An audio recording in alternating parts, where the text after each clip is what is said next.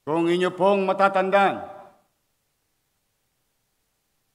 at ipaalala ko sa inyo, bagay na kayo'y naging bahagi din ito nung panahong kayo'y pinamumunuan ko ng nakaraang termino. Philippine Chamber of Commerce and Industry gave recognition to our report bilang most business-friendly city noong taong 2001.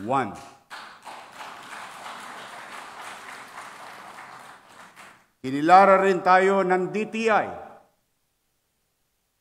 at ng ARTA, ang ating Electronic Business One-Stop Shop or what you call EBOS, bilang fully compliant business processing permitting process na ayon sa ease of doing business. Ngunit, nawawaglit akong nawala na ang buong akala ng ating mga kababayan sa lungsod, ang mga bagay na nasimulan ko nang naging bahagi kayo, ay ipagpapatuloy nyo na lamang. Pinago-bago nyo pa. Noong nakarang Nobyembre 2024, sa pamamagitan ng isang memorandum lamang ng dating Secretary to the Mayor, inalis ang processing ng business permit sa opisinang itinalaga ng batas na dapat na may saklaw nito. Alam po ba ninyo ang ginawa ng Secretary to the Mayor? Lumikha ng isang grupo under his watch upang siya ang mag-process ng business permit application sa lungsod ng Maynila. Dahil dito, marami tayong natanggap na reklamo ukol sa mabagal na proseso. Sa ating datos na nakuha, halos 1,000 new businesses application ang hindi na proseso. Napabayaan o pinabayaan? Ang masakit pa po nito, may ibang mga negosyanteng umalis at inilipat na lamang ang kanilang negosyo sa ibang syudad.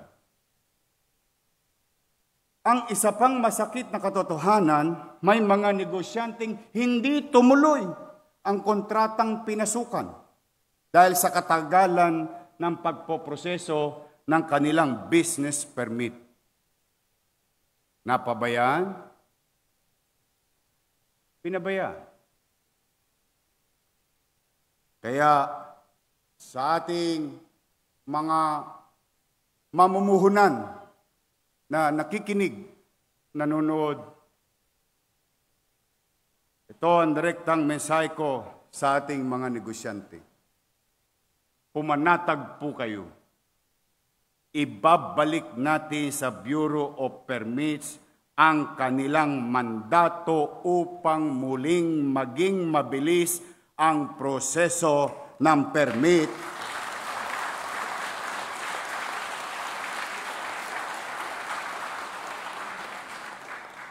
Saan ka ba naman nakakita? Gumastos-gastos pa ang taong bayan para magpasweldo at itatag ang business permit. Pero isang tao lamang pala pwede nang mag-permit. We will go back to the gold standard of business permit process na ating inilunsad na dati, ang Electronic Business One-Stop Shop or EBOS. Walang real-time collection, monitoring ang nakaraang administrasyon. Hindi ko po sabi. Sabi po ng Commission on Audit. Kaya sa ating pagbabalik, dapat may up-to-date dashboard ang city government finances.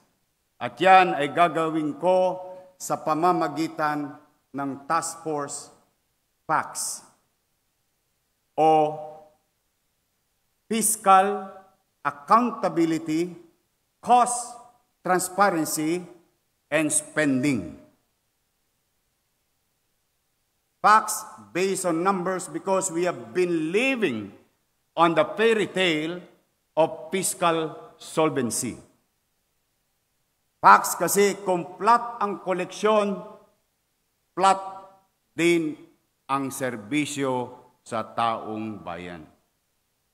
Nasa financial ICU na po tayo. Ang kapitolyo ng bansa, where Manila goes, the country follows. Sabi nga nila. We are dipping into cash reserve. While obligations mount and the promise to the people go unredeemed. Noong pong nakaraang taon, kayo na mga bahagi ng konsehong ito at ang ating lungsod ay nag-aproba ng tao ng budget 25.8 billion pesos. Ngunit ang total revenues internal at external ay umabot lamang sa 21.234 billion pesos. Simple lang po ang arithmetic. Kapos sila ng 4.650 billion. Ang ibig sabihin, nag-budget ang nakaraang administrasyon ng lampas sa kanyang kokolektahin. Kaya't nabitin ang mga bayarin at proyekto. Natigil din ang maraming serbisyo mano pa patungkol sa pangunahing pangangailangan ng ating mamamayan. Tanong, magkano ba ang bayarin na iniwan ng nakaraang administrasyon? Negative 10.2 billion pesos and counting.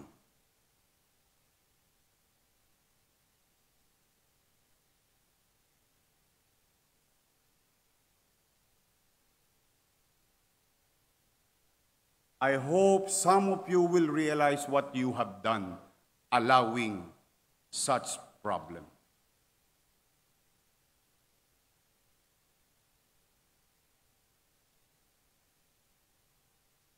Never. I cannot even fathom this kind of mess. Hindi pa po kasama dyan ang utang sa BIR. Sa mga empleyado, nung ako'y nag-mayor, may kinararap akong suliranin ng mga kawani ng pamahalaang lungsod ng Maynila, amounting to 300 million pesos sa GSIS. For some ability, we did convince GSIS, for that matter, and gave us discount so that our co-workers in City Hall may retire and get their benefits. Sa mga City Hall employees, good luck sa inyo. Hindi ko pa sinama ang bagong utang, almost 200 million sa GSIS. At ang pinakamasakit dito, hindi po ito pera ni Lito Atienza, ni Vice Chief, o pera ko. Hindi po ito pera ng taong bayan. Pera po itong pinagtrabahuan na ng mga empleyado ng pamahalaan. Ipadadala nyo na lang, hindi nyo pa pinadala, hindi ko malaman kung saan ninyo dinala. And to give you a visual of what is 10.2 sa aking mga minamahal na senior citizen, ayan po ang utang sa inyo ng lungsod ng Maynila. Social amelioration para sa senior for second quarter, 589 million pesos. Subsidy to PLM, 55 million pesos and growing. Because what you're seeing there is the first quarter obligation. Aid to Manila Police District, 26 million. Doc Almiron, Doktora Irma Alfonso, kung bakit lumalapit ng madalas ang mga tao sa atin na walang gamot sa health center, walang gamot sa ospital, ni Hiringgilya, halos hindi na magamit o magamit ng tao dahil wala. Sapagkat ang bayarin natin sa gamot alone is more than 2 billion pesos. Hindi pa na kontento. Hindi na nagbayad ng gamot. Hindi pa nagbayad ng equipment. Amounting to 995 million pesos. Pati janitor, sinuba ninyo. Security guard, sinuba ninyo. Kayo lamang ba marunong kumain ng kanin? 431 million pesos. At ang hindi ko maarok,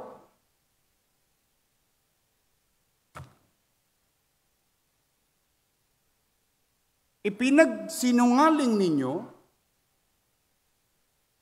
at ng mga kabahagi noon. Kaya tayo iniwan ng Lionel, hindi nyo binayaran ng 8 buwan. Sino mang negosyante, maliit man o malaki, hindi mo bayaran ng 8 buwan, titigil yun kahit gusto niyang maghanap buhay. Now, today, to the people of Manila, you will know sino ang tapat at totoo.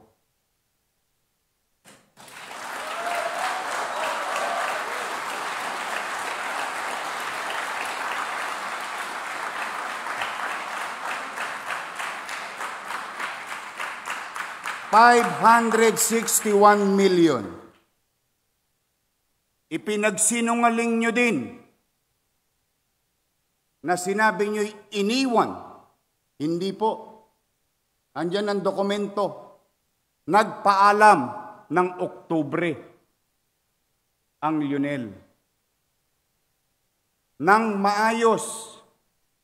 Ngunit, bagamat hindi sila nababayaran, ipinagpatuloy nila ang kanilang obligasyon hanggang Disyembre 31 ng taong 2024. Huwag na kayong magsinungaling, baka pag nakita kayo ng truck driver ng Lionel, sagasaan kayo. Nagpuputukan sa mga barangay chairman na nanonood. Alam ninyo ang totoo. Pinalitan. Bagay naman na diskresyon ng sino mang alkalde. Kung kanino siya komportable at sanay.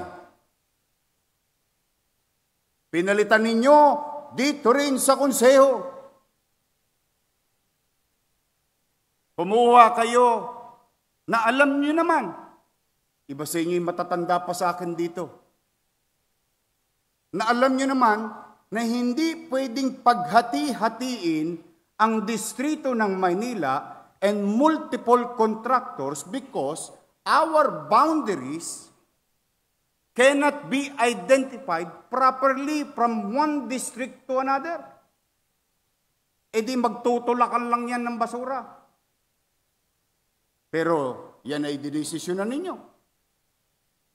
Anong nangyari? Anong naging epekto? Ang sinabi, sinabutahe, pati ako nananahimik, dinamay nyo pa.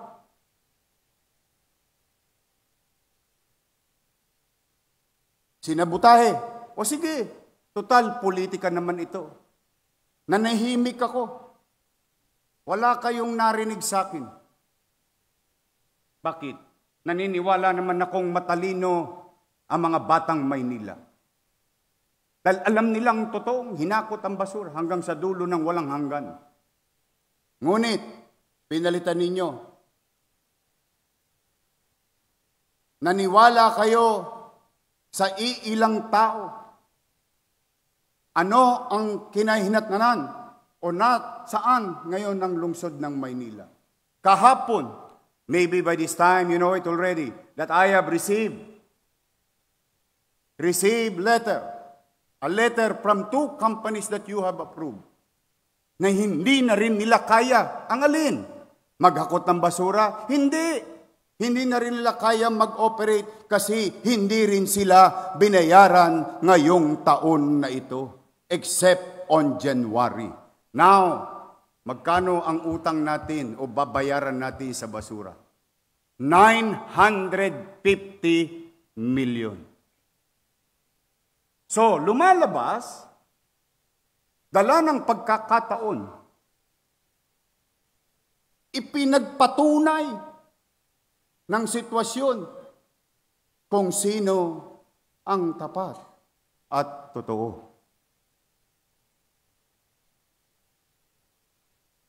Other goods, supplies and materials amounting to 2 billion 900 million.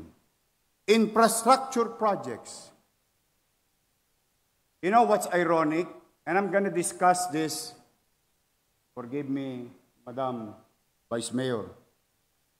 Gusto ko lang malaan ng mga halal ng bayan na kapwa natin, Madam Vice Mayor.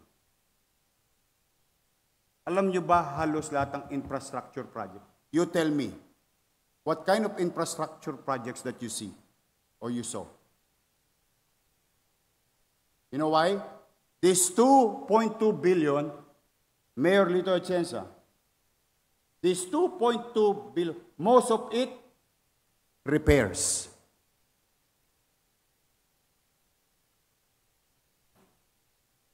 So that you know, negative 10.2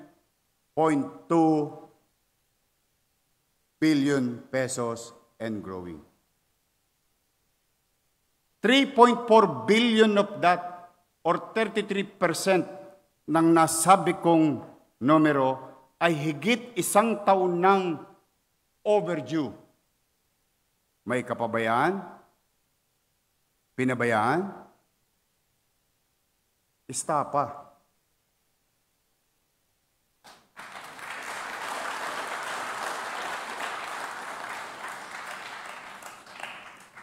Pasensya na kayo. Tamaan ang dapat tamaan. Ang umaray, guilty. Dahil itong susunod ko, marami akong kilala rito, nakasapakat. But as a matter of respect to the institution, I'll deal with you later. Dagdag pa rito ang bayarin na dulot na pinalaking bilang ng job orders. Madalit salita, mas kabisado ng mga konsyel to, J.O. Pinalobo ninyo ang pensyon ng mga minamahal kong lolo't lola. Dinoble ninyo. Kailan? Sa kasagsagan ng kampanya. 940 plus milyon. Ginawa nyo 2 beses. Saan pupunta? Saan tutungo ang syudad? Pinola ninyo mga lolo't lola ko. Binubudol ninyo. Buti na lang, ako pa rin ang binoto nila.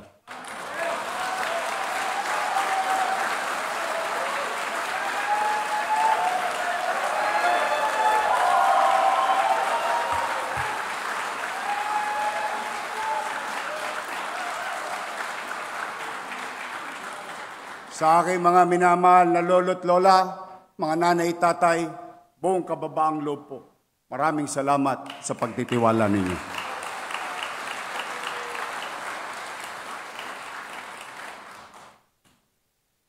Baka naman, dahil ako'y may hawak ng mikropono, self-serving statement lang ang gagawin ko dito. Hindi po.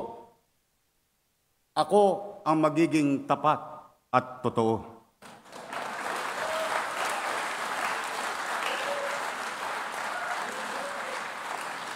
Una, ang pagiging katapatan sa tao. Kung kayo ay may iniwang bayarin, ako po may inutang.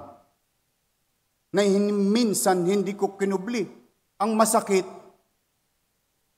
kasama ko kayong nangutang nun eh. Pero, bagamat ako'y nangutang, tayo'y nagtatag ng matagal ko ng pangarap. Irma Alfonso, Dr. J, Edward Tan, Letlet inabot pa to. Che Bormeo, Lou Biloso, mga matatagal ko ng kasama. Alam ninyo, sa puso't isipan ko, noon pa man pangarap ko na mamigay ng lupa at pabahay.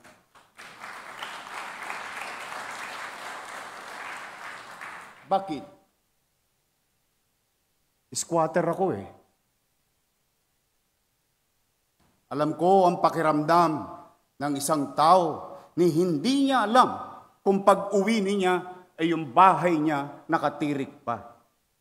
Kaya minabuti ko, pati sa pagsasabatas bilang konsihal, pati sa pagsasabatas bilang presiding officer like Vice Mayor Chia Atienza, at nung ako'y naging punong o ekutibo, lahat ng pinangarap ko, ipinatayo ko, tinupad ko. Sa utang nang galing yun. Sinabi ko nga sa taong bayan sa kasagsagan ng pandemya, ultimo relo ng City Hall, ipatatas ako takit ang bunting makaraos lang tayo. Nakaraos tayo ng pandemya, na itatag ang mga pabahay, libo-libo. Iba nga sa inyo, nangaagaw pa sa ngayon ng pabahay para sa tao. Tandaan nyo to, hanggat ako nandito, mga konsihal, mga bahagi ng department head na nakikisapakat, I will review all those beneficiary. And yesterday, I heard something very bad. At 30 na, mayor na ako, may tumitira pa ng 12,50,000 para ma-award lang sa isang benepisyaryo ang pabahay ng lungsod na ginawa natin. Wala na nga kayong ginawa. Ipinamimigay nyo pa sa may pera. Yan idinisenyo para sa walang masisilungan. Hindi, dahil staff ni Congressman. Para kayong laging nasa kusina. Nakalimutan nyo na ba? Your purpose. The day that you decided to join public service, not service to yourselves. Alam nyo, malapit sa akin yun. yung pabinababoy ninyo. Kung sino man sila, papanagutin ko sila. And today, I directed Secretary Letlet Sarkal to halt the award, to investigate those mga gifted child.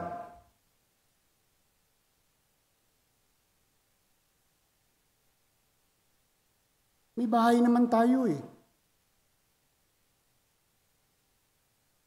May masisilungan tayo.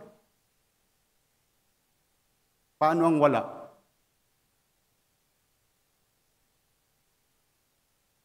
At tandaan din natin,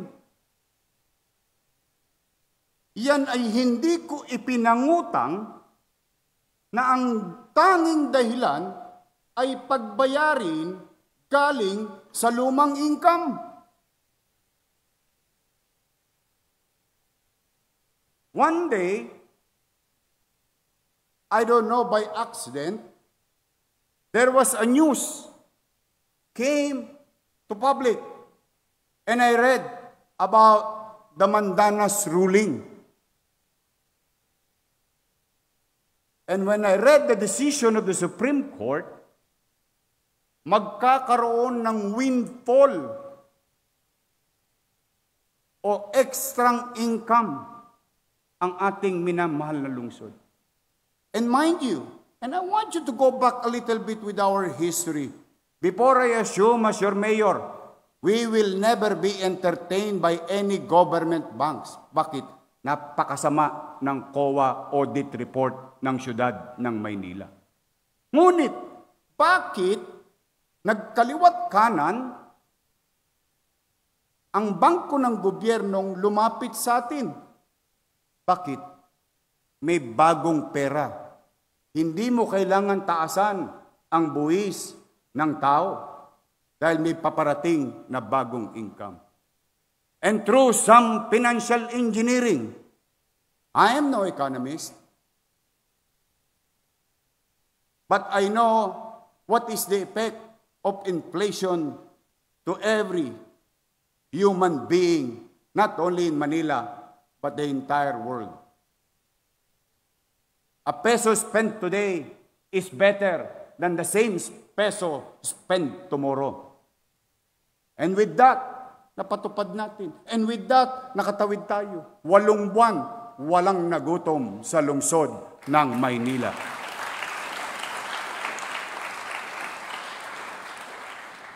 Pangalawa, aaminin ko rin sa inyo.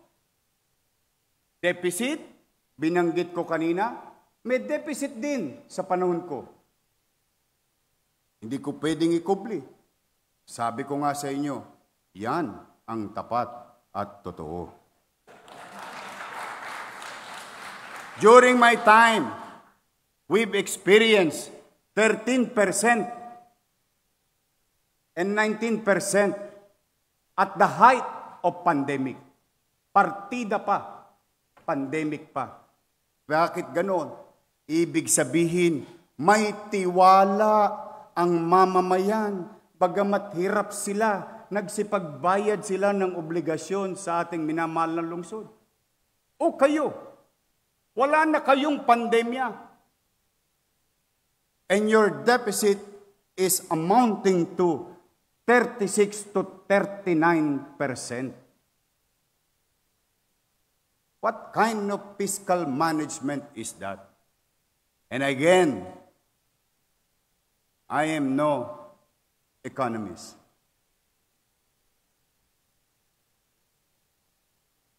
Nasa financial ICU na tayo. And I ask the audience, especially yung mga nasa ibabaw, if there is seatbelt there, please fasten your seatbelt.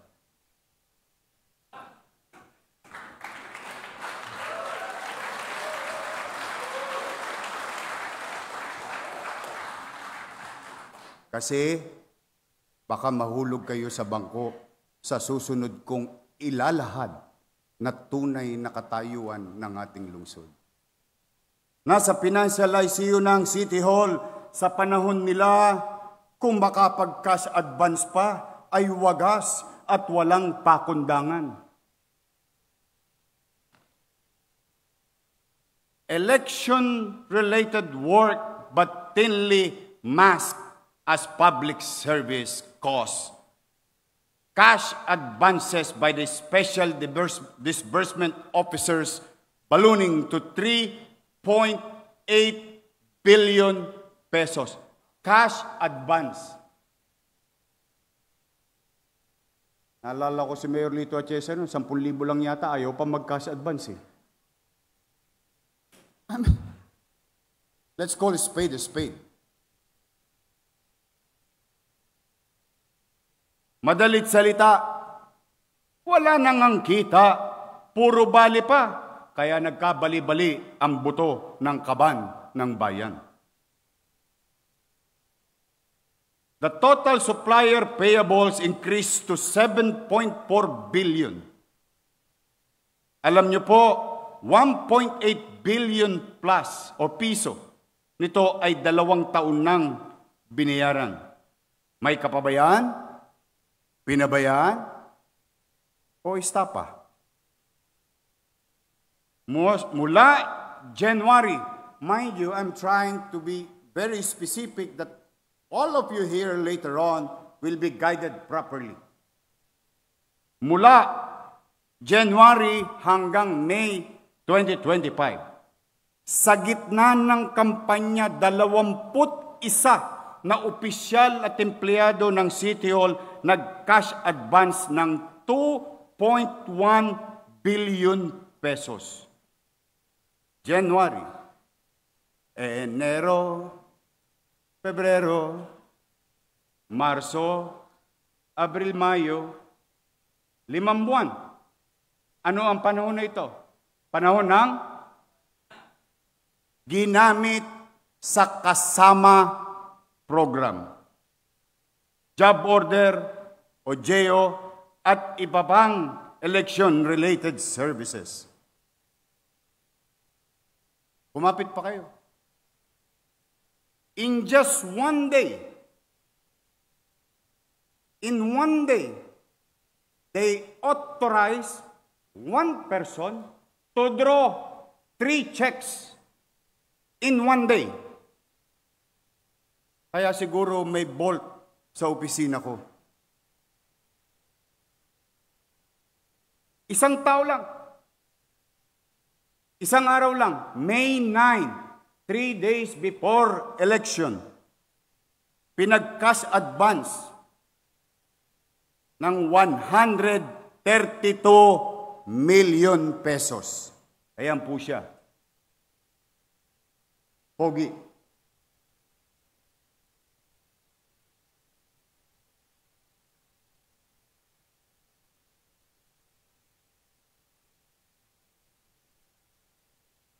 Mind you, and let me repeat, in one day, 132 million pesos. Ang pangalan po niya, Jonathan Garso. Kahit na ipinagbabawal ng Omnibus Election Code, ang titigas niyo. Ang lupit nyo, para kayong alkohol, wala kayong patawad sa mikrobyo. Basura kinukuha niyan eh. Isa pang mataas na opisyal ng City Hall, lilingunin natin sa tawag na Assistant City Administrator. Nag-transfer ng malaking pondo from general fund patungong trust fund. Yorme, wala naman pong masama doon, nag-transfer lang pala. Anong ibig kong sabihin? Gumastos ng 683 million sa trust fund at bawat hindi tama, hindi otorisado. Nung mapubuking na, inutusan mag-transfer from general fund upang ibalik sa trust fund. Ang pera, 683 million pesos. Ayan po siya.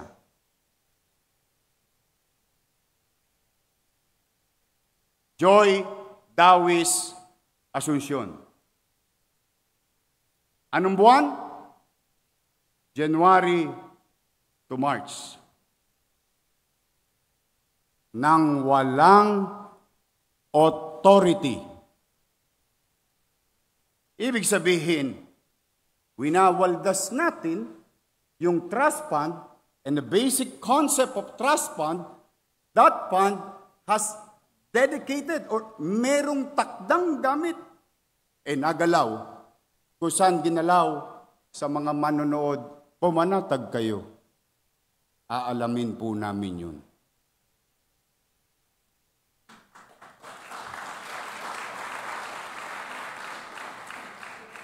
Sa kasagsagan ng eleksyon, isang empleyado ng City Hall, ang pangalan Fernan Bermejo, nag-cash advance ng 641 million pesos, Councilor Jong Isip.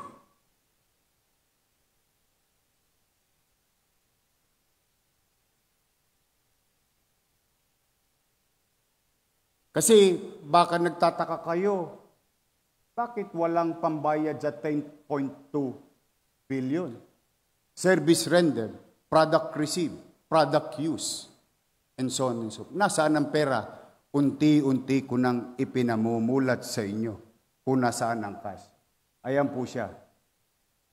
Kung kanina, si Joy Dawis, first honor. Ito po, magna cum laude.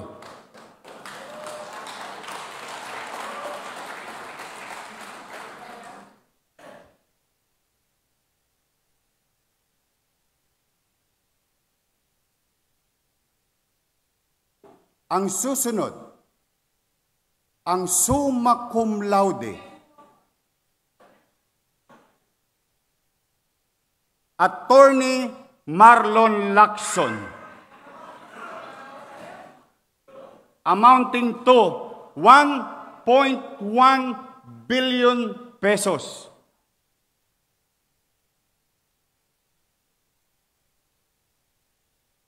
Sila ba'y may krimen na ginawa? Hindi ko po alam. Ano bang ginawa nila sa pera? Hindi ko pa po alam. Pero sigurado ako, one way or another, malalaman ko rin may nakinabang dito sa sesyon na ito.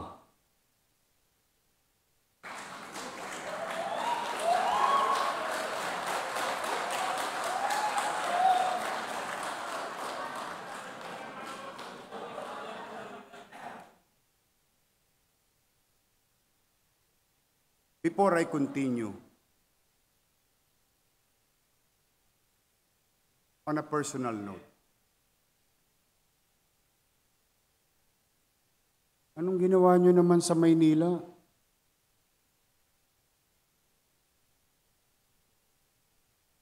Wala na ba kayong konsensya? Puro na lang ba kayo si ako, si ako, si ako, paano ako? Wala na ba tayong kahihiyan?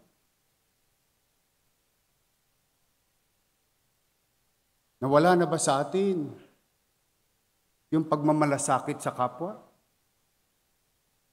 Puro kayo J.O. J.O. Tingnan niyo nangyari sa syudad. Makapagbintang pa kayo sa kampanya, wagas. Hindi ko lang talaga kayo pinatulan ng kampanya. Bakit? Ipinagpa sa Diyos ko. Bakit kayo pinagpa sa Diyos? Ang hirap ng paliwanagan, ang taong nagtitengang kawali. Salamat naman sa Diyos.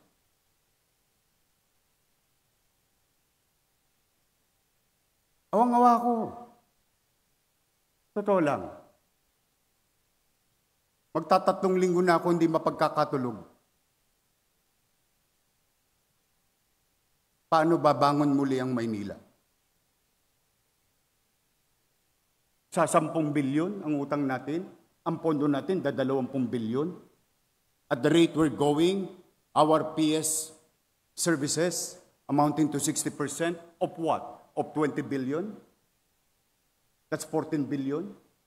And you still have about 6 billion. And you have a bayarin at 10 billion. How can we operate? How can you... Madam Vice Mayor, makisuyo lang po. Bawal na po sana sa inyo ang Zoom session. Hindi na po pwede pasum-sum na lang ang konsehal habang nasa Boracay nagsesesyon.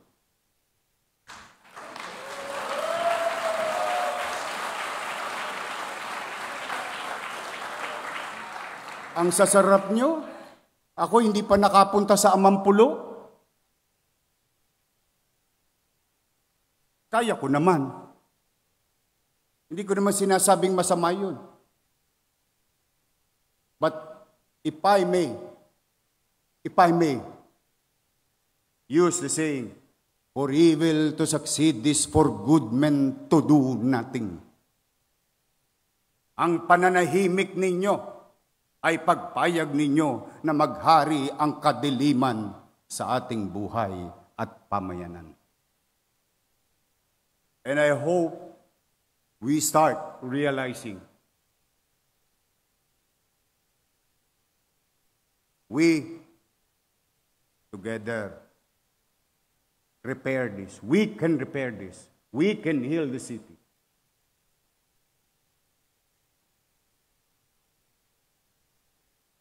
And if I may continue, pasensya na kayo. Ito na yata ang pinakamahabang maririnig ninyo na inaugural session. But, again, kumanatag kayo. Wala akong sinisisi. Inilalahad ko lang ang paktwal na katayuan ng ating lungsod. To these individuals, whether you are still in the City Hall or not, I'm ordering you to submit your truthful liquidation report in accordance with the government rules and regulation. You know the drill. You know the consequences of what you did. Para po sa kaibuturan ng ating mga kababayan. Pumanatag kayo. Baka maitanong nyo dyan habang nagko-comment kayo sa Facebook. Anong gagawin sa kanila? I already stated it. We'll just focus on first things first. The garbage crisis, the peace and order of the city, and we will go after them.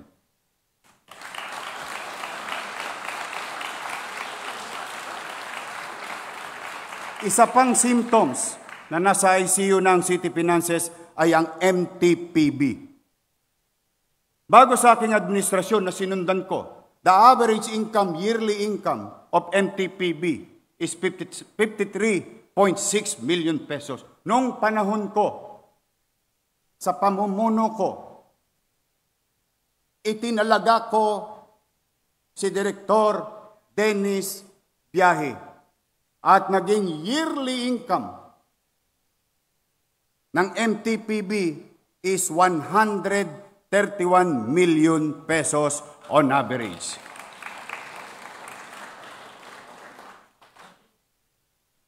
Makikita ninyo, January to June, ang income bago nawala si Director Dennis Biyahe, nasa 73 million. On the same 6 months, ang naging income ng Maynila ay 56 million. You do the math. Saan napunta? Hindi ko po alam. Aalamin ko po. Pero, today, we have to give justice to a person because there is grave injustice done to him. Ipinagpasinungaling na siya ay tinanggal. Para sa ating mga kababayan, hindi po siya tinanggal. Nag-resign po si Direktor Dennis Biyahe dahil dumarating na sa MTPB si Eddie at Patty. Now, what is the effect? The numbers don't lie. Hindi niya kaya. Bakit? Itinagubilin ko na pangalagaan ang ahensyang yaon. Pero pinagdudahan. Nino? Yung mga nandiyan dyan, sa tabi ng Office of the Mayor. Bakit? Kasi gusto na ni Congressman ng 2 congressman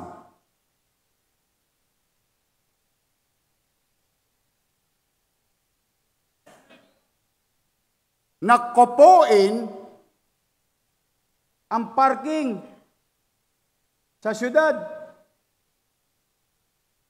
At yung kanilang mga kasapakat na barangay chairman, humanda na kayo. Dala ko na ang latigo sa mga barangay chairman na yan. Saan ka nakakita? For the first time in history, not even Lito Atienza, not even Lim, not even Erap, not even Lopez, not even Bagaching, not even in the lifetime of all mayors in the city of Manila, na pinayagang makialam ang congressman sa mga lokal na pagpapatakbo ng pamahalaan. Ano naging resulta? Na warde-warde ang ating syudad.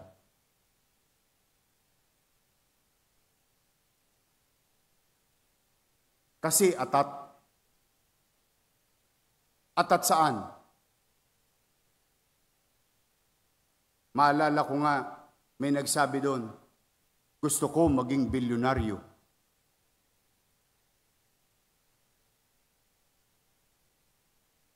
Pakiramdam ko, natupad niya na ang pangarap niya.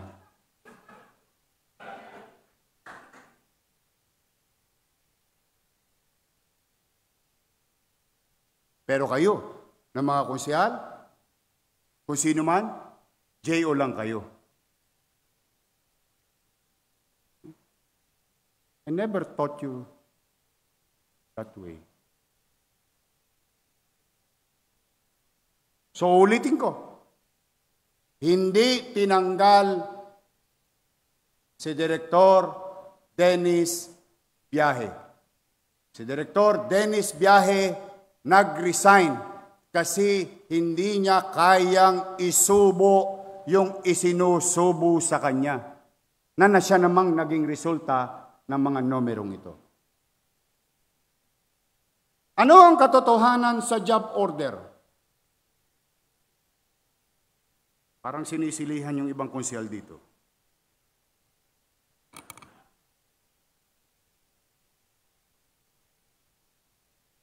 Naging supersize ang job order. From 8,309, naging 9,830. 1,500 na tongpats. At ang kinuha pa, pinakamahal na J.O. Simula lamang ng Disyembre 2024 hanggang Marso ng 2025. Maliwanag na ito ay katas ng election job fair. Marami sa mga barangay chairman, mga kagawad, na nakinabang dito. Maliwanag din na umabot sa 217 million pesos ang kakailanganing kunin sa kaban ng bayan, karagdagang pampasweldo sa kanila. Wala po sila sa City Hall, nag-house to house po sila. Kaya dito, sa ganitong sitwasyon, inatasan ko na mga department head na magrekomenda lamang ng based on what is essential and what is necessary. Now, let's start healing and curing our city's finances. At sisimulan ko ang pakiusap na ito sa aking mga minamahal na lolo't lola na nandito nanonood sa kanya-kanyang tahanan, nanonood dyan sa bulwagan. Ako po, ayon sa pag-aaral ng ating finance team, hindi po sustainable yung ginawang pagdoble sa inyo ng allowance. Kaya naman, yung dati-rating 948 million times 2 ay hirap na po ang syudad. Kaya po, ako na po ang nakikiusap. Mga minamahal kong lolo't lola, ibabalik ko po sa dating sitwasyon ang ating financial allowance sa mga senior citizen ng Maynila.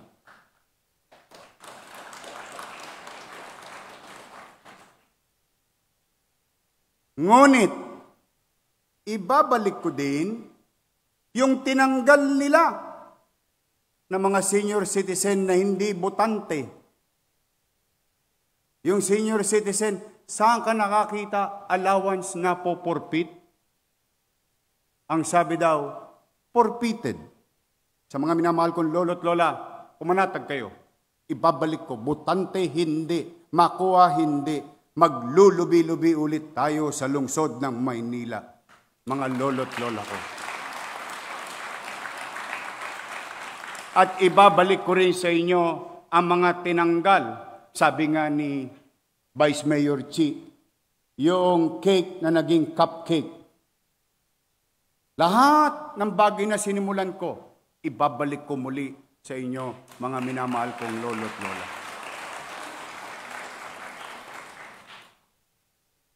Kaya, ang pangako ko naman sa bawat isa sa inyo, ulitin ko, botante o hindi, may sakit o wala, nakuha o hindi, hanggat buhay ka, may pensyon ka sa lungsod ng Maynila. Because I will be remiss in my job and forsake my sworn duty to protect the interests of the majority if I continue this political stunt of fiscal recklessness of the past administration. Now, to the City Hall, I will lead by example. The City Hall will lead by example. Habang inaayos natin ang pananalapi, napakarami rin pwedeng magawa. Hindi lang marami, kundi napakarami na ang pwede nating gawin agad-agad to make Manila great again. Total, lumaki akong sanay na walang tulugan. At noong panahon ng COVID, namuno ng walang uwian. Therefore, I will ask for sacrifices that I will not bear myself. I will not demand the kind of service that I will not be the first to render. My office will be the kilometer zero of this policy. Change begins at City Hall.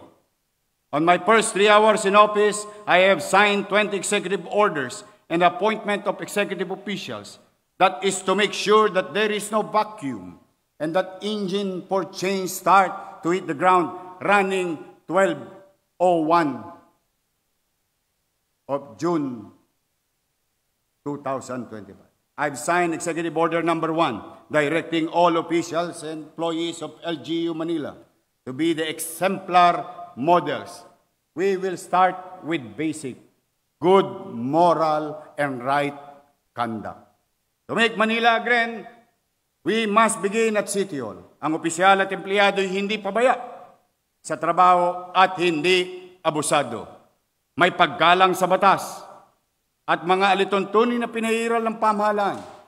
Paggalang sa pakikitungo sa nangangailangan, magalang sa kapwa empleyado, magalang sa kapitbahay, at kung saan man kayo mapapadpad, maging magalang kahit kanino.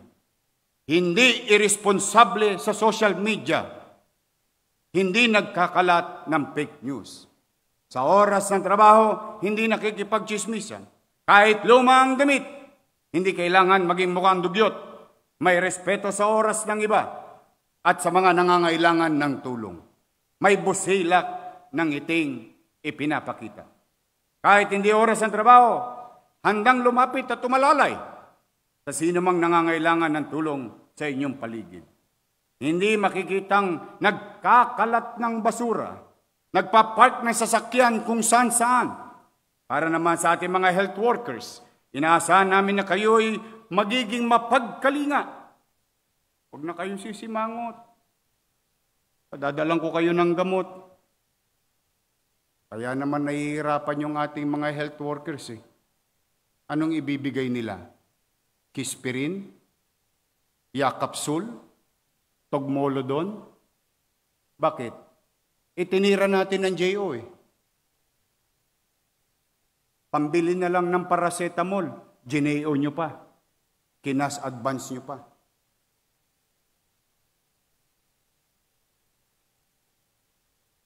Gusto ko maging maunawain kayo, mga health workers, mga doktor and nurses. Ipakita natin sa kanila, kahit man lang sa pakikitungo, na sa panahon ng kanyang sakit ng katawan, hinagpis, hirap, yung ngiting maibigay natin, maaaring gamot na sa kanila o pag-asa na nilang makakamit na pangangailangan nila ay tutugunan ng pamahalaan. You must be the leading champions to make Manila great again. To the citizens you serve, you represent City Hall. So please act as an ambassador of goodwill for the institution you represent. Ibalik natin ang good manners and right conduct sa Kapitolyo ng Pilipinas. Nilagdaan ko rin ang Executive Order No. 2 upang istriktong ipatupad ang City Ordinance na nagtatakda ng curfew sa Maynila. Sa mga batang 17 anyos, pababa mula alas 10 ng gabi hanggang alas 4 ng madaling araw. Matulog na kayo. Sa paglilibot ko gabi-gabi, sandamakmak na mga bagitong kabataan ng palaboy-laboy sa kalsada. Yung iba, hindi patuli. Sumasabak na sa rambol. Kasama sa mga pulutong na nakikipag-away na may gamit pang patalim. Ang iba naman yung ginawang racing circuit ang ating kalsada. Walang helmet, walang lisensya, walang muffler, at walang takot na makapagkarirahan kay kamatayan. Nakakadistorbo po kayo sa mga pagod na natutulog sa maghapong trabaho nila. Hindi rin lingid sa inyo na marami sa kanila na wala pang eksaktong legal na taong gulang. Bumibili na ng alak, tumutungga na ng alak, ginagawang mistulang beer house ang bangketa at mga bar. Bilang na ang araw nyo, last shot nyo na yan.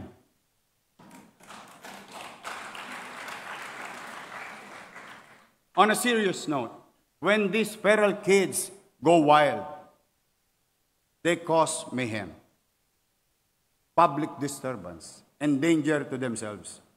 And the worrisome for the parents. For this purpose, I have directed the Manila Police District to establish checkpoints in all ingress and egress of the city of Manila, which you have seen already through the leadership of General Gomez. Andiyan po siya. Guzman. Sorry.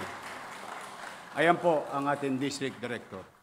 10 ng kanyang mga kasamaang opisyales ng ating kapulisyan sa lungsod. And I have directed the Manila Department of Social Welfare to establish a ready force unit to collaborate with MPD in the strict implementation of curfew hours for the city of Manila. Nilagdaan ko rin, Executive Order No. 3, all barangay officials to lead the simultaneous declogging of canals and estero and cleaning of their street starting July 5 and every Saturday thereafter. We will be consistent with this policy. We will be consistently implement this policy. And I will provide you consistent leadership for this policy. Nilagdaan ko Executive Order number 4, reiterating strict enforcement of Ordinance number 8772, entitled Motor Vehicle Modified Muffler Noise Regulation. Nakakabingi mga tambucho nyo, mga tolongges.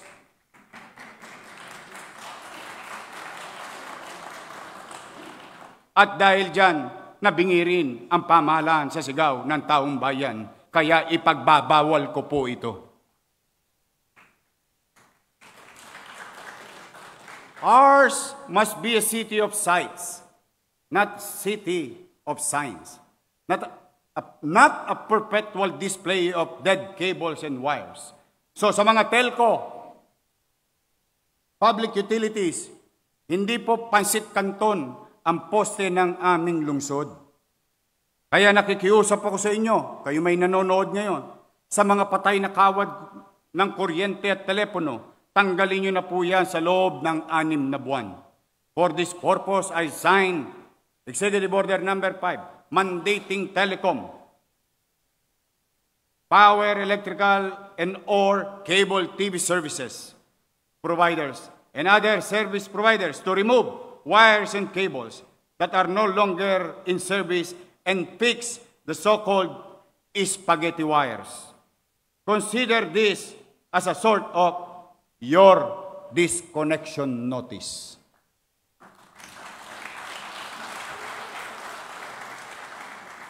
Mga telcos and utilities, huwag nating hintayin. Kayo'y testigong buhay. Huwag na nating hintayin may madisgrasya muli sa tumumbang poste katulad na nangyari sa Binondo. Walang lindol, walang aberya, tumumba na lang kung yung poste hindi kinaya ang mga kabling yaon. Buti na lamang, hindi na umuulit pa. Upang ang pulisiya na ito'y magiging tuloy-tuloy, inihimok ko ang konsehong ito sa pamumuno ni Vice Mayor Chi Atienza na gumawa ng ordinansa tungkol sa layuning ito. Lahat kayo may pamantayang sinusunod, lalo na ang frontline workers tulad ng traffic enforcer. Ginawa kong halimbawa sila sapagkat sa kilos at asal ng mga visible workers natin na uhuhulma ng taong bayan ang opinyon kung anong klaseng kawani ang tagalungsod ng Maynila. You in the Traffic Bureau, wittingly or unwittingly, provide the world an image of what a Manila City worker is. Kung bulok tayo, bulok din ang tingin sa ating lahat. As such, I'm ordering an immediate revamp of the Manila Traffic Parking Bureau at pagrerepaso ay saklaw ng lahat ng personnel at prosesong sinusunod nito. Moving forward, ito ang general guidance ko. Ang focus natin ay magsaayos ng daloy ng trapiko, hindi panghuhuli.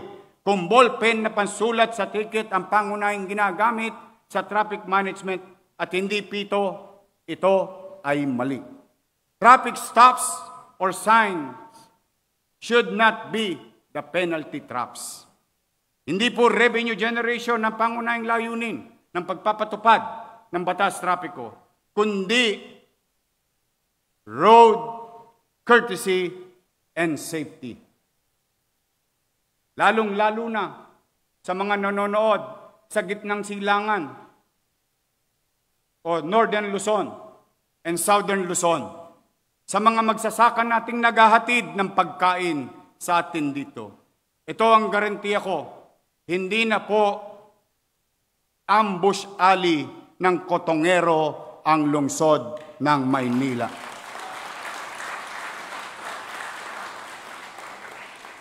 Tuloy po kayo. Para naman doon sa mga akyat truck nang bubukas ng kotse sa Arten, sa paligid ng pier o saan man sa lungsod ng Maynila. Bagong buhay na kayo. Todits na ako.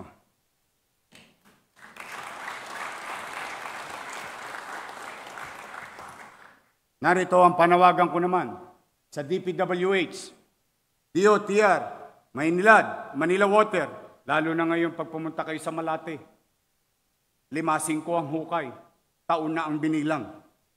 Meralco, PLDT at iba pa, 24/7, work should also apply to road repairs and construction.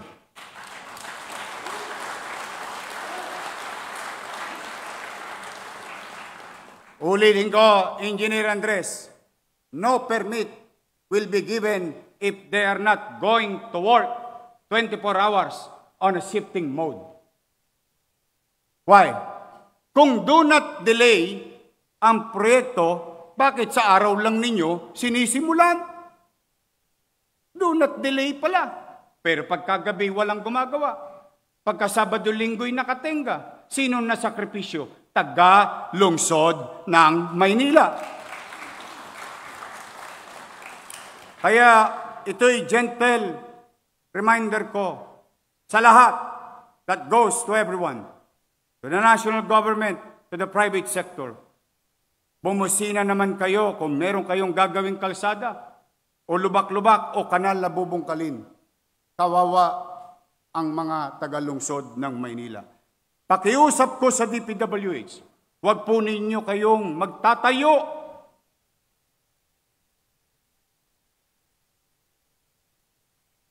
Huwag kayong magtatayo ng gusali o infrastruktura sa lugar na ipinagbabawal ng batas. Saan ka nakakita? Pera ng congressman. Pera ng taong bayan. Magpapatayo ng barangay hall sa bangketa. Kala ko ba tagagawa kayo ng batas? Bakit kayo nagtatayo ng barangay hall at building sa tapat ng eskwelahan? Nasakripisyo ang teacher, estudyante, para lang ma-display nyo mga pangalan ninyo sa mata ng publiko na kayo'y may ginawa. Pero ikinarga ninyo sa bangketa where you know very well, roads, alleys, and boulevards and avenues are beyond the commerce of men. Naglilinis kami dahil kayo'y congressman, kayo'y siga, ni walang permit, ni walang construction permit, ni walang building permit. Subukan niyong gawin yan sa harapan ko ngayon. Iohoyo ko kayong lahat.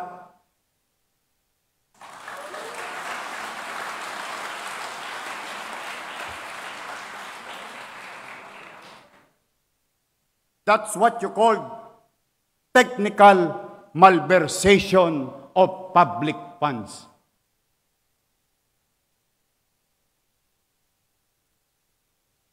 Diyan sa 5th District, kalsada, gagawa nyo ng building sa gitna?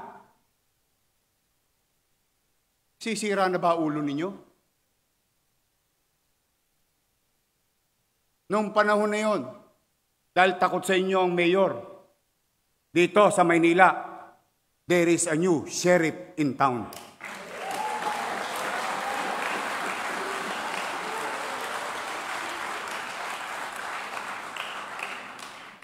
Kaya sa ating kapwa-kawani na naglilingkod sa DPWH, we want progress, we want development, but we put and utilize our resources sa mga bagay na kapaki-pakinabang sa ating kababayan na hindi nakakapamerwisyo ng kapwa at komunidad. Kaya po, muli, panawagan ko yan. Ngayon, halimbawa naman, nagkasubukan tayo. Try me.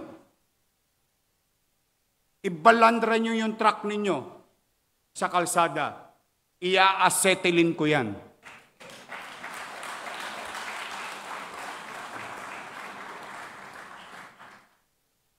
Bakit?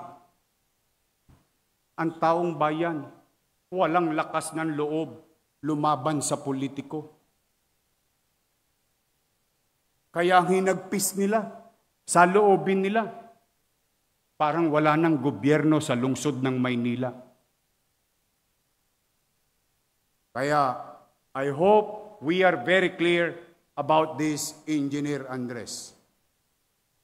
No permits will be allowed without proper coordination. And, mind you, Konseho ng Maynila, bakit kayo nagpapagamit ng lupain ng lungsod ng Maynila sa congressman na wala naman kayong MOU or Memorandum of Understanding? Aren't you required to do so? Tayo ang tagabantay, taga-subasta, taga-bili, taga-gamit, taga-pangalaga ng ari-arian ng lungsod, hindi congressman. Masyado nang abusado ang mga ilang individual. Bagay, kumisan, tama yung sinabi ng mga nakatatanda sa atin. Ang langaw, pag tumuntong sa ibabaw ng kalabaw, ang pakiramdam niya, mas malaki pa siya sa langaw, sa kalabaw. Sa ating mga negosyante, welcome po kayo sa Maynila.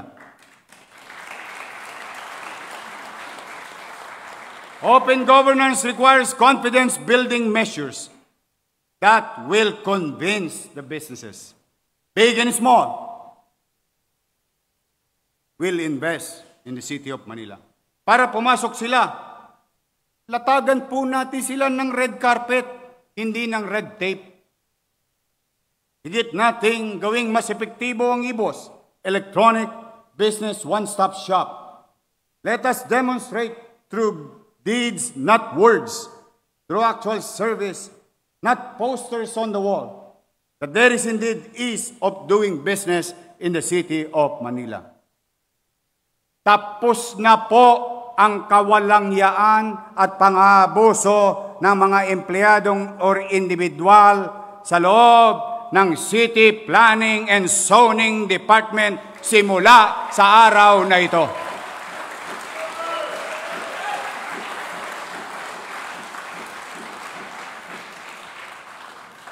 Now, let's go back to our taxpayer.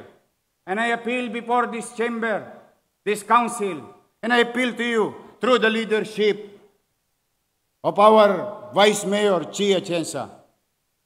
I am now submitting before you today the General Tax Amnesty for the people of Manila.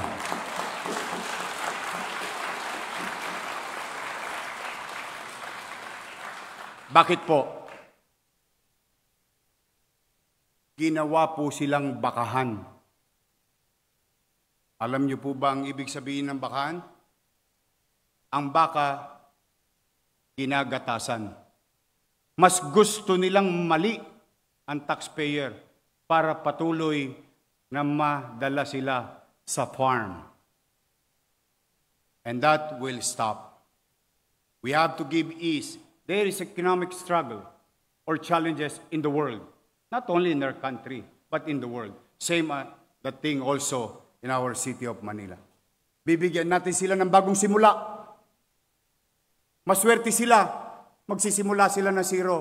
Ako, magsisimula ng negative 11 billion. Kaya, Madam Vice Mayor, I hope through your leadership,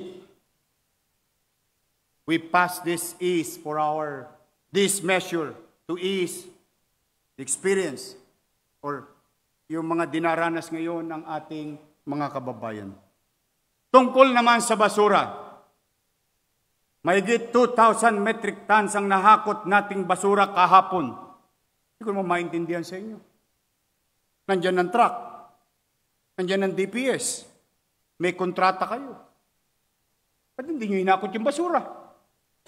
Inuna nyo pa yung passion show. Ang sasarap ng buhay nyo. Habang kami Dito, hinahakot namin ng basura. Dapat yung hinakot 3 weeks ago, 2 weeks ago. Nasaan kayo? Nasa Manila Hotel, nagla-lunch. Ang sarap ng buhay ninyo. Totoo. Real talk lang tayo. Wala namang siraan dito eh. Bakit? Wala namang halalan ngayon eh. Nagdesisyon ng taong bayan eh. 2,000 metric tons nahakot natin na basura simula kahapon ng 2:00. Salamat sa Lionel. Salamat sa Lionel Waste Management. Nakalibre tayo kahapon, walang bayad. Salamat sa DPS. Salamat sa MDRRMO. Salamat sa City Engineering. Salamat sa MTPB. Bagamat ilang minuto pa lang kami nagsisimula. Because, as you all know, hindi naman kami bago sa gobyernong ito. It's like riding a bicycle. Muscle memory. And same thing, I have to give credit where it's due to the Metro Manila Development Authority to help us ease the pain and suffering and threat to help of our people. 3 linggo, 4 na linggo. Wala man lang nag-privilege speech dito. Wala man lang isa sa inyo nagtaguyod ng boses ng inyong nirepresentang distrito. But that is water under the bridge. We are about to resolve it, and I hope you will help me. Help me clean the city. Face the garbage crisis. Iiwas natin sa imminent danger ang ating mga anak, ang ating mga apo, ang ating mga lolo't lola, mga taong may sakit. At maraming salamat din sa mga barangay chairman na tumugon, sa mamamayan na pinakiusapan ko, huwag muna nilang ilabas yung basura nila hanggat hindi ko nakakalawit yung tambak na Smoky Mountain sa bawat kanto at abinida. At least, sa District 1, you can honestly say, you can compare it to other district. Yung buong Arten is mukha ng Maynila. O ngayon po, wala na kayo halos makitang basura sa Arten, Lungsod, Maynila.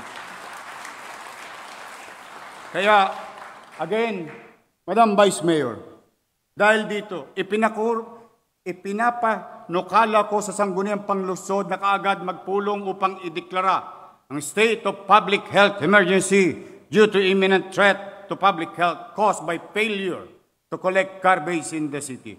Ito ay isang paraan upang mapagkalooban ng inyong lingkod ng emergency power upang kaagad na mahakot mga tambak-tambak, bundok-bundok na basura mula sa napakaraming kalsada.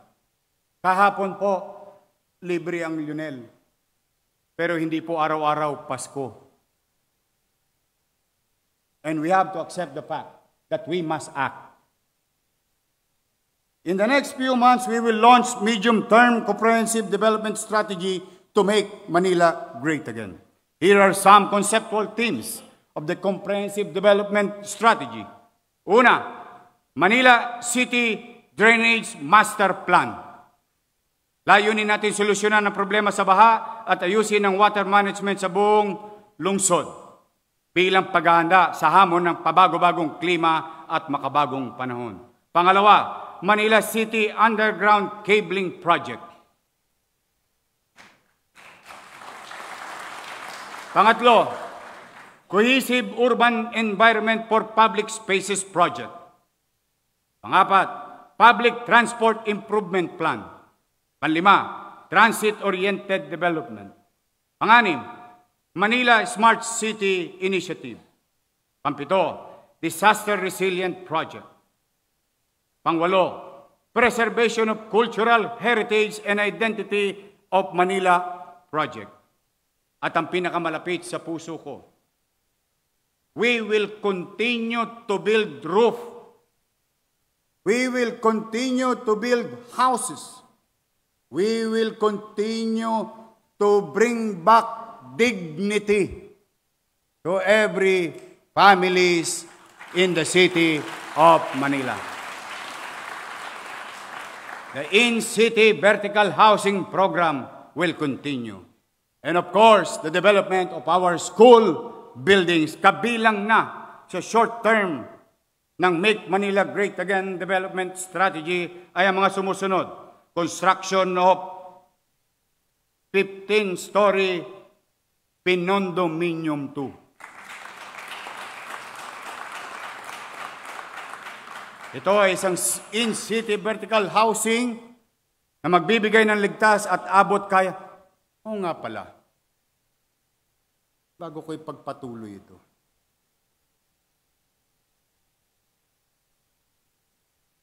Anong rent-to-own yung sinasabi ninyo sa housing?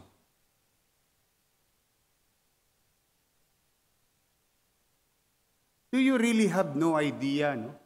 The economic capacity of a family in the city of Manila? Are you blinded of something? Or you really don't have an idea ano ang kakayanan ng isang pamilyang mahirap na magbayad ng 10,000 at 14,000? Pangalawa, sige, maaaring alam nyo na. Maaaring kabisado nyo na. Anong rent-to-own? Kung di nyo pa naman binobola yung taong bayan, wala naman kayong titulo sa condominium. Paano magiging rent-to-own yun?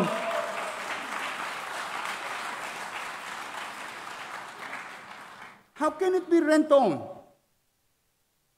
Did you see individual title? Have you approved before this chamber of the subdivision plan of that condominium?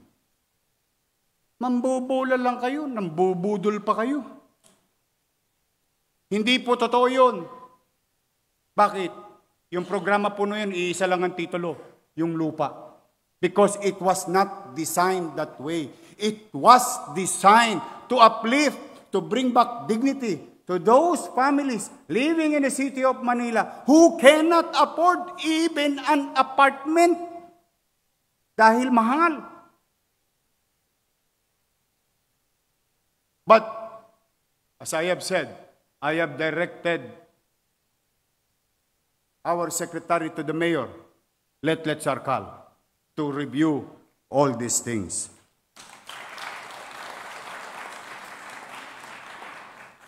Reconstruction, and this is my dream, and I thought you will continue this because I passed this before this chamber before I left in 2022. Sa ating mga doktor, mga nurses, we produce good quality, top-notch medical practitioners in the city of Manila through PLM. And now I will pursue it. I will pursue and help me build better space, more space by building the Pamantasan Lungsod ng Maynila College of Medicine in the old building in Ospital ng Maynila. Redevelopment plan of Loton Underpass and Ermita. Aayusin natin ang mga lugar na ito upang mapabuti ang daloy ng trapiko at gawing ligtas na maayos para sa mga pedestrian. Revitalizing Plaza Azul. Tataka naman ako sa inyo. Nag-cutting ribbon kayo, nag-groundbreaking kayo, naglagay kayo ng billboard. Wala naman palang pera. Lakas yung makapambudol talaga, no? Basta maghalalan lang. O tingnan nyo, nakatiwangwang. Why? Wala pala talagang pera eh. Kaya sa mga taga Plaza Azul, in Pandacan, gagawin po nating mas maaliwalas yan. Pampublikong espasyo sa mga aktibidad ng ating komunidad.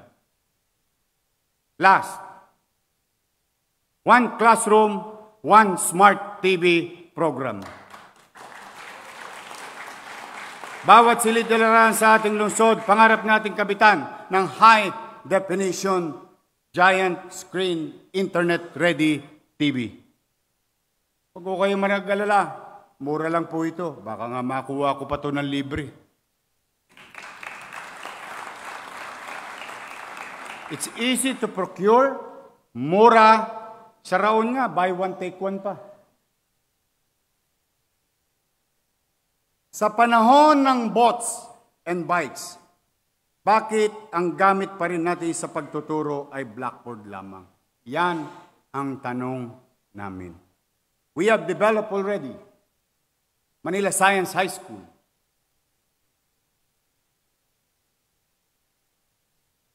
Support District, Albert Elementary School.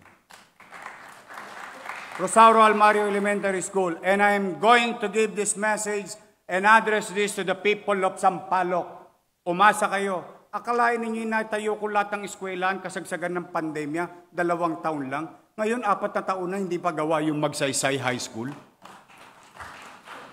Umanatag kayo, we will pursue it sa lalong madaling panahon na magamit nyo na ang paralan na yan. These are low-hanging fruits. Ripe already. Easy to implement. But it will affect our students in a better way.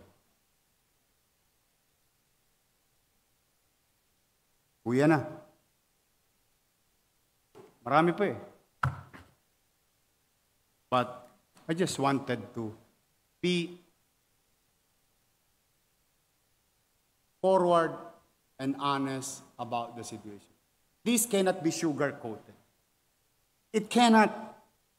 Let's taste the painful words said today. Because in problem solving, it's not being solved only by the scientists and great minds. Even them, they cannot. If you don't know how to accept that there is a problem. If you keep denying and lying about the real situation, any situation that challenges human being, hindi mo mariresolba. Maigi nang tanggapin natin ang katotohanan ngayon. Then, we move on with our lives. Again, I am not blaming anyone. I am not. I just wanted to know sino talaga ang gumawa, sino ang may gawa, sino ang kasapakat, and so on and so forth. Then it stops there. I want to each and everyone, those who are my allies, and I said it to everyone, to the members of the executive, hahabulin natin yung mga talipandas. We will dedicate our time, 2% of it. Para naman hindi sabihin, naghihiganti tayo. Papanagutin lang natin yung dapat managot. But I want each and every one of you, come, rally to me. Let's use 98% of our time solving problems, making services, and dedicating it to para magbenepisyo ang ating mga kababayan. So sa lahat ng kababayan natin rito sa lungsod ng Maynila, residente man kayo o dito naghahanap buhay, pansamantalang nag-aaral o may pangmatagalang negosyo, o kahit nakikiraan lang kayo, ito po ang mensahe ko sa inyo. May gobyerno na muli sa lungsod ng Maynila 24/7. Ibabalik natin ang isang gobyernong matino at may puso. Ibabalik natin ang maaliwalas at panatag na pamumuhay para sa mamamayan. Ang hinihiling ko lang sa inyo, disiplina, kooperasyon, paggalang sa alituntunin ng lungsod, because I cannot do it alone. I need your help. Sapagkat muli nating ipararamdam sa ating mamamayan ang lideratong porsigido na ipatupad ang batas, isulong ang pagunlad ng lungsod at mamamayan nito sa ating hangaring to make Manila great again. Magandang araw. Pagpalain nawa kayo ng buong may kapal. Maraming salamat po. Manila, God first. Thank you.